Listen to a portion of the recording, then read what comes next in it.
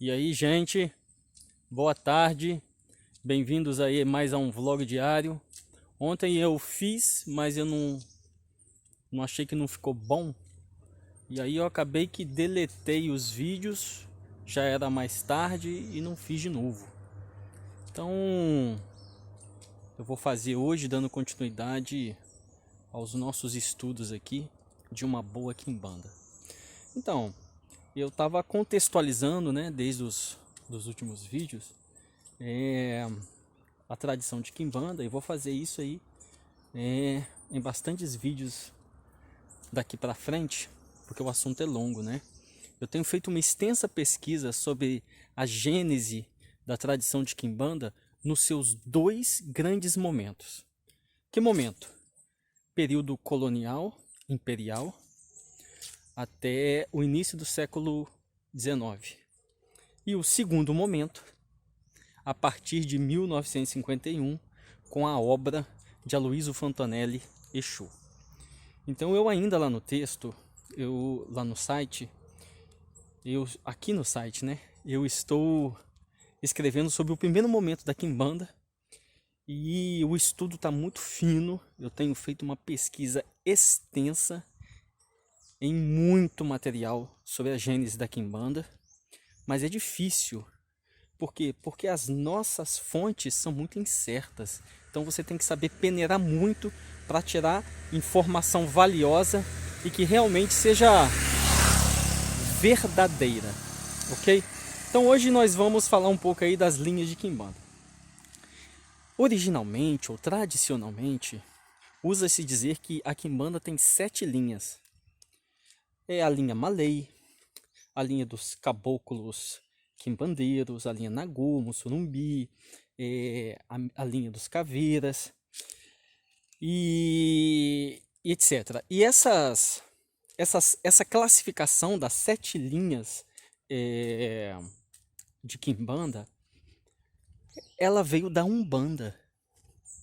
Essa é uma idealização ou elucubração umbandista sobre linhas de quimbanda para equilibrar o cosmos, se contrapondo às 7 linhas ou energias divinas trabalhadas pela Umbanda.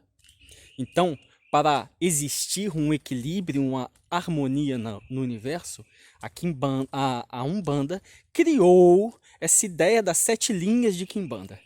Gente, qualquer quimbanda que se baseie nessa ideia de 7 linhas de quimbanda que foi feita pelos umbandistas, pô, tá viajando na maionese, me desculpa, porque isso já tá deveras ultrapassado.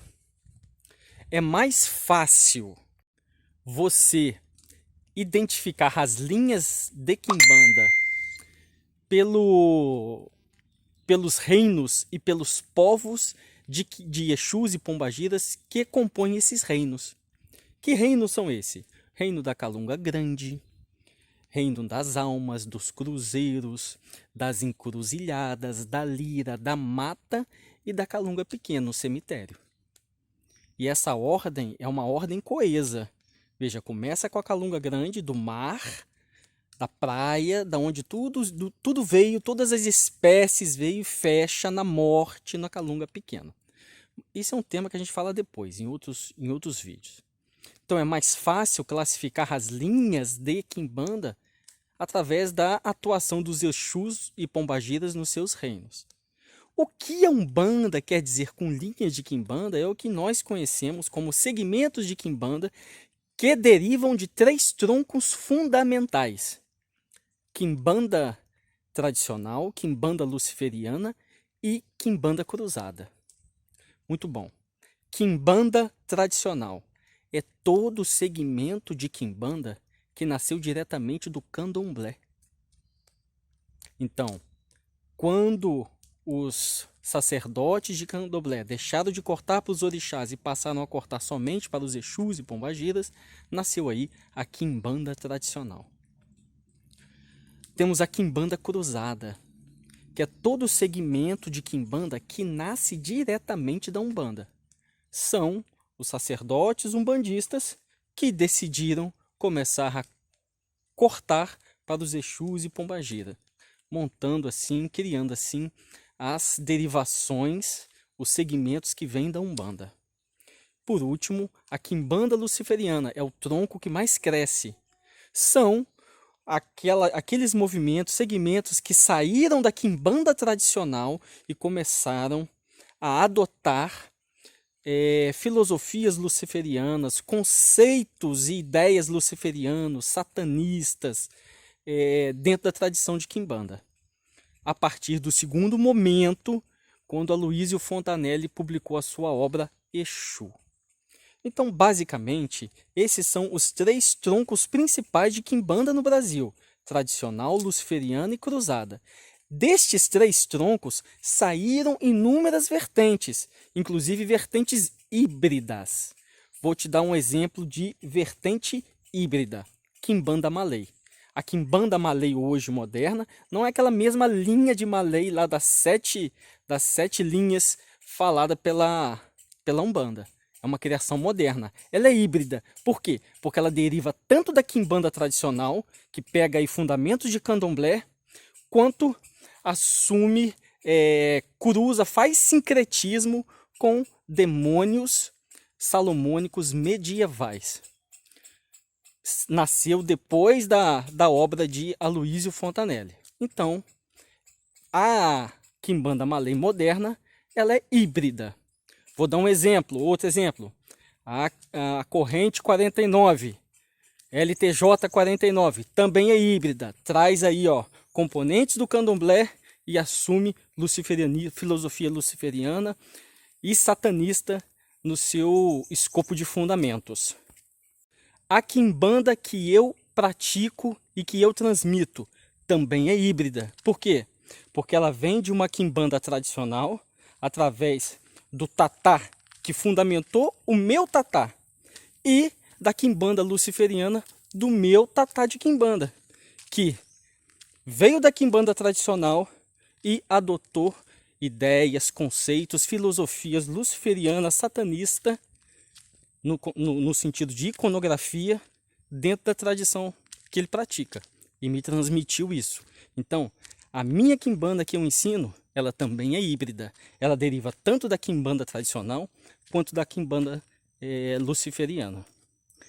E, grosso modo, são essas as tradições, os troncos de quimbanda no Brasil, e os segmentos diversos de quimbanda que têm surgido nasceram de um desses 3 troncos.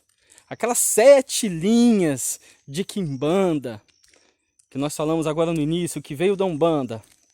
Então, quimbanda malay, quimbanda dos caveiras, a linha dos caveiras, linha Mussurumbi, a linha Nagô, etc.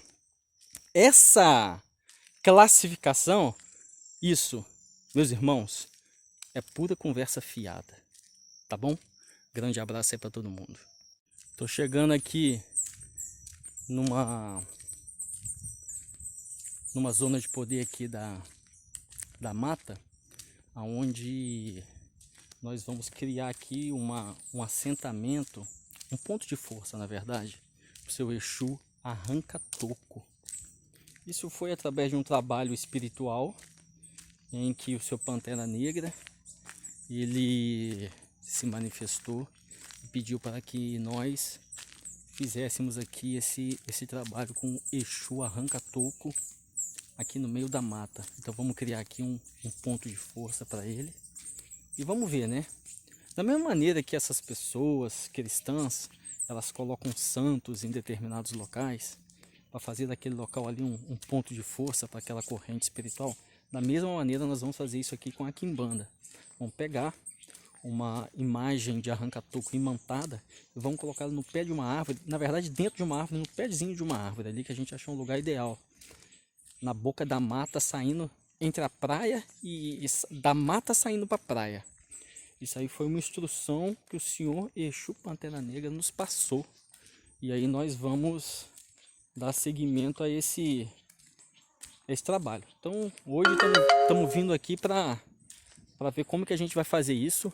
E eu vou mapear essa história e vou mostrar para vocês também. Tá bom, meus irmãos? Grande abraço aí todo mundo.